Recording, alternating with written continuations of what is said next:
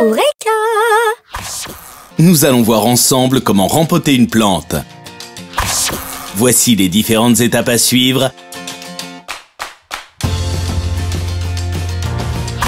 et le matériel dont vous aurez besoin. Du terreau, un pot en terre cuite, un marteau, un arrosoir et une truelle de jardin. Première étape, déterminez le moment pour rempoter. Stoppez l'arrosage de la plante quelques jours auparavant.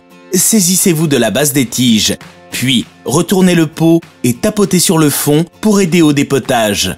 Observez les racines. Si elles sortent en grand nombre de la motte de terre, il vous faudra rempoter. Deuxième étape, choisissez le bon pot. Préférez les pots en terre cuite qui laissent respirer les racines. Évitez les pots en plastique qui ont pour seul avantage d'être moins chers et plus légers. Choisissez un pot de taille légèrement supérieure au précédent. La hauteur d'un pot doit être égale à environ le quart de la hauteur totale de la plante. La largeur d'un pot est déterminée par le volume de son feuillage. Troisième étape, rempotez votre plante. Vérifiez que le nouveau pot est propre. Faites-le tremper 1 heure dans l'eau. Placez un caillou au fond du pot afin d'empêcher les racines d'obstruer le trou d'écoulement de l'eau. Versez du terreau adapté à votre plante sur une épaisseur de quelques centimètres.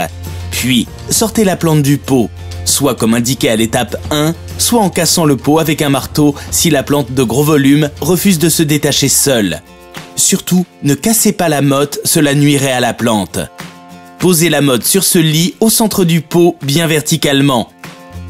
Remplissez ensuite avec du terreau tout le volume autour de la motte, par-dessus également si nécessaire. Mais arrêtez-vous à 2 cm du bord. Tassez la terre et arrosez abondamment. Si besoin, rajoutez un peu de terreau après quelques arrosages.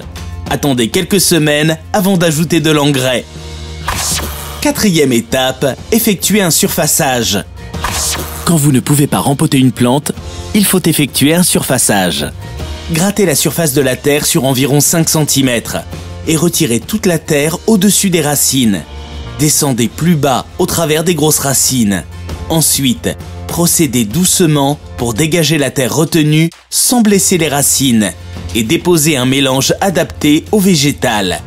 Ajoutez éventuellement de l'engrais en respectant les doses prescrites pour ne pas risquer de brûler la plante.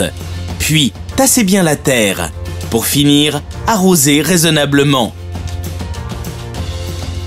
Et voilà, maintenant, c'est à vous de jouer. Sur Eureka.fr, vos questions sont entre de bonnes mains.